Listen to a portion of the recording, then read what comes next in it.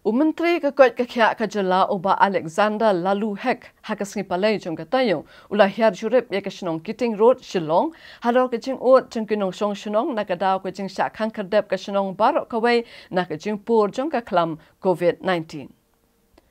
Yaune Menteri Sorkar lasun ranlang deki doktor rengkat kibor penyak district hakani kejing lek jurip bana kaliang keni kekenhun Sorkar kalaya kenduk ru yakinu yalam jong keni kesenong ke Kiting Road Welfare Society ban sngap yakijing kaba kipen sngau knang ba Sorkar jela kan la ban le no na kebenta jongki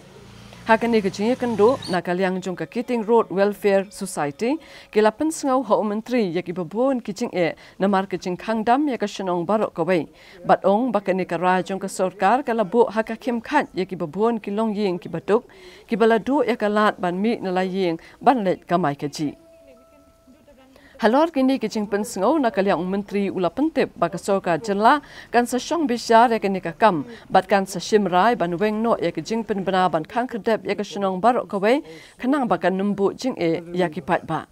uong baka Sorkar nang ni syakmat kan sa penbena ban kang kedep no tang ni kitu kiying kibadon kinong pang COVID-19 clear whole Kiting Road as a containment zone. I have told Mr. Arvind also, his secretary, it is my duty to inform our secretary. Our president, he was there. Then our president also requested Madam Amparin not to declare whole Kiting Road as a containment zone. That's right. Because if containment zone will be declared, then there will be many problems. Kila batai yengi ke baga jenge ke long bala. Kontin ya barok kawai ke senong hi jong ke Kiting Road. Barok kawai. Tenang ni lah bon ba kibriu kibasong kibadai kibah teri mestep bam damit kibriu kibah teri bekam kibarit kila dulut ke kam kejam kalau poi kejengek bekrau ya kaba kila ban besar ke yang kesem tadi nak kedau kalau penong inga bangunan ikendu ya ki magistrate ni nanti doktor in charge juga ni ke area bat gumju ya ke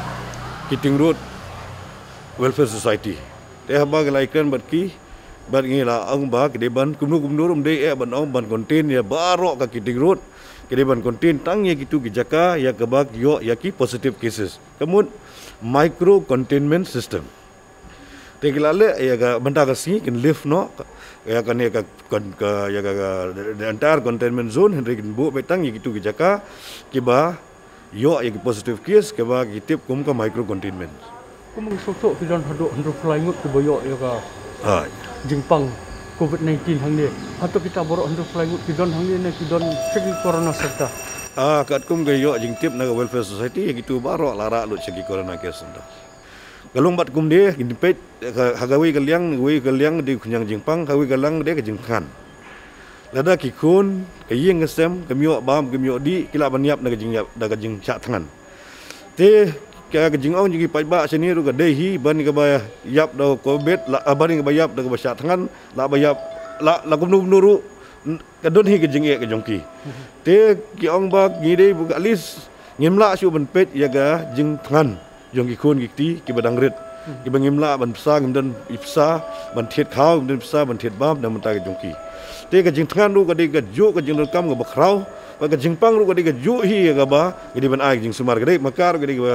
ba kongsan hi ka bangi ban agi jing sumar ya ka jing pangru ka ju ko poru ngi hape ru ya ka jing bagi jing tangan ka bagi pajba ya kendo